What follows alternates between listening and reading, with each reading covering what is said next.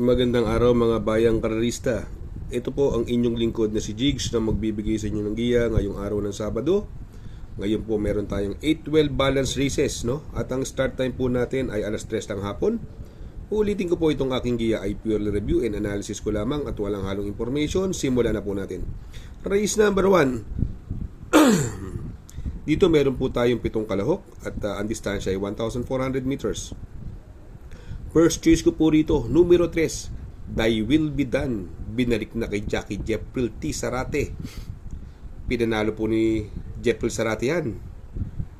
Gamay niya po yan.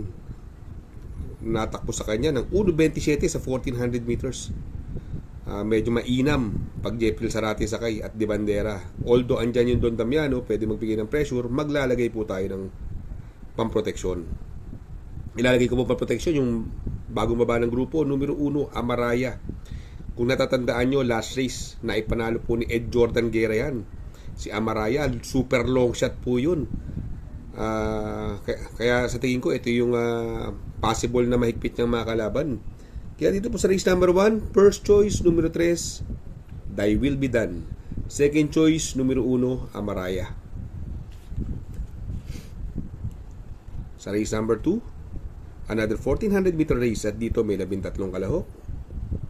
First choice ko po yung imported horse, kabayo ni Sir De Obago, numero G, 7 cycles, gamay ni Jackie R.A. Base. At tingin ko mababa ito sa grupo na to. Inihintay lang nito. Mukhang nag-antay lang talaga itong karerang ito, inintay lang talaga ni Mr. De Obago. Second choice ko po rito yung numero 12, Limon Sudan Falls. Itong si Limon Sudan Falls, nung karera po nanalo yan kila The King's Charm, nakapigil po, lumimati yan, halos sabay sila ni The King's Charm, pero nanalo po yan, nakapigil, ang layo pong nanalo.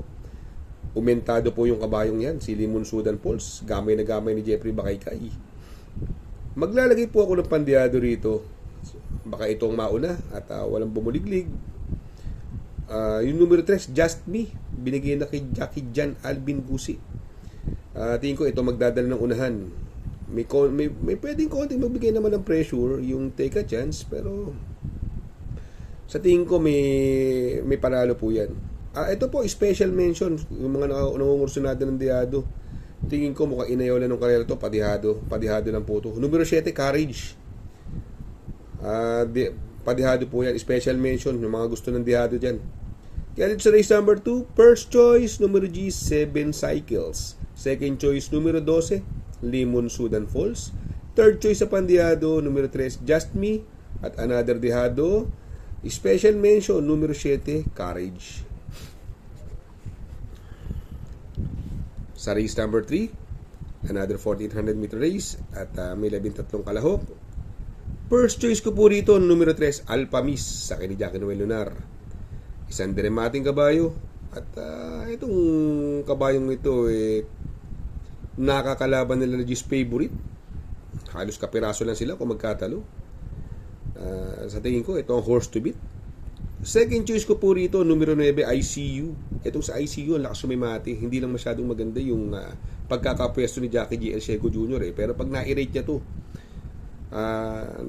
nailagay sa magandang pwesto, tingin ko malaki panalo. Maglalagay po ako ng pandiado rito yung numero 8, Yes Tini, sa akin ni Charles Reyes. Ito mabilis na kabayo po ito. Hindi naman kabilisan na rin si Aliana at si Tatler Story. Pwedeng itong kumuha ng unahan si ICU. Si Yes Tini. Dihado po yan. Kursunado kung dihado yan, Yes Tini. At ang baba po sa laban. Sila Raven po ang nakakalaban yan. Kung naaalala nyo, nakakalaban niya si Raven, si Yes Tini. Kaya dito sa race number 3, first choice, numero 3, Alpha Miss. Second choice, numero 9, ICU. Third choice sa pandiado, numero 8, Yes Tini. Sa race number 4, another 1,400 meter race at dito may 11 kalahok. First choice ko po yung galing sa panalo, impresibo. magaling talaga kay Conrad Enson. Numero 3, Majestic Star. 1.26 media, mabuti. Sa distansyang 1400 meters, mag-uumento. Second choice ko po, yung mababa sa laban, numero 9, si Spellbound. Sa kanya ni Uno Hernandez. Ito, magaling sa kanya to. Talking horse sa kanya to, si Spellbound. Although magdadala ng unahan, si Bian Compare. Kung hindi naman ma-pressure ni Don Pedro, pwede makatapos. Yan naman po ang aking pandihado. Numero 2, Bian Compare. Baka makabuo ng ere. John Paul Gusi ang sakay. Magaling din sa kanya to. Sa tingin ko, magandang dihado po yan. Kaya dito sa race number 4, first choice, numero 3, Majestic Star. Second choice, numero 9, Spellbound. Third choice sa pandihado, numero 2, Bian Compare. Sa race number 5, dito po 1 mile lang karera, no? At dito may 8 kalahok. Possible, kung papansinin natin, no? 1, 2, 3, 4, 5 6, 7. Naku, kay Atty. Morales lahat po to. Isa lang ang medyo outcast sa kanila, numero 8, Calculus. Syempre, doon na tayo dun sa 7. Mamimili, no? Dahil syempre, puro ano to puro Atty. Morales. Although pwedeng humabol kay Calculus, si Petty Pussy.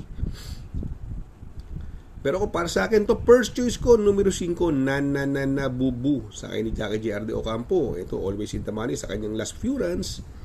Tingin ko malaki panalo.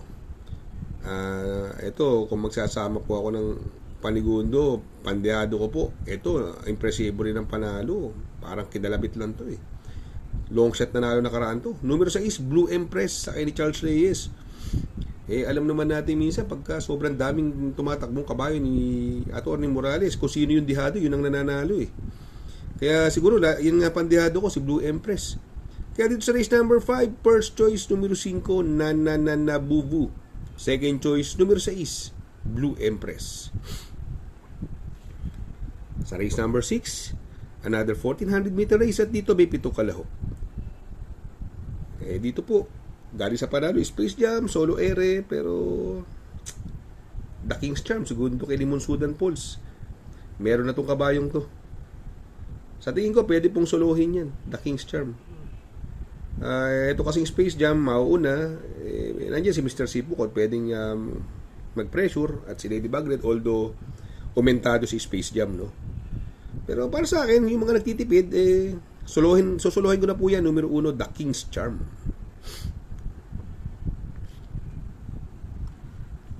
Sa race number 7, another 1400 meter race, at dito may 10 kalahok. Anybody's Race, Music and Magic, Munich, Moonracer, Winsa Maxim, mabibilis. Pero si Moonracer pwedeng isunod yan. Okay din ang pagkapanalo ni Moonracer nung karera. Tingin ko mag-uumento po ito, no? Kaya siya po ang first choice ko rito, numero 8, Moonracer. Second choice ko naman po dito, yung numero 9, Laughing Tiger sa akin ng Noel Lunar. Kung magkaroon ng chance unahan, pwede mapabor to, Laughing Tiger. Siguro kung magsasama po ako ng pandiyado rito, no? Ilalagay ko po dyan yung numero 3, Golden 8. Yan, gamay na gamay ni Pabs Cabalejo yan.